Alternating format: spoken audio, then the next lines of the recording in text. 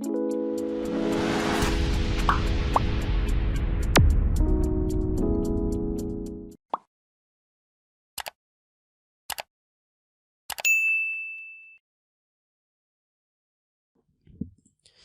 عزيز أخنوش رئيس حزب التجمع الوطني للأحرار يوم السبت بمراكش أن إصلاح منظومة التعليم أمر حتمي، والجميع متفق على ذلك سواء الدولة أو الحكومة أو النقابات.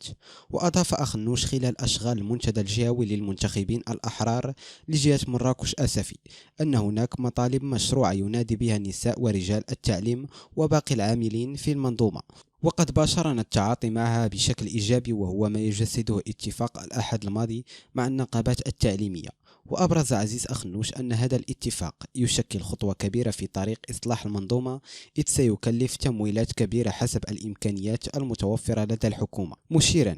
إلى أنه لا يمكننا صرف ما لا نملكه، أو سيجد هؤلاء الموظفين أنفسهم يوما ما بدون راتب شهري. وأشار إلى أن الحكومة تواصل الحوار مع النقابات التعليمية من أجل إيجاد حلول لجميع الملفات العالقة، مؤكدا أن الحوار ما زال مستمرا ولا يمكنني حاليا الإفصاح عن كل شيء، لكن في القريب العاجل ستكون هناك أخبار سارة للجميع، وهمنا الوحيد هو عودة أبناء المغاربة لفصول الدراسة.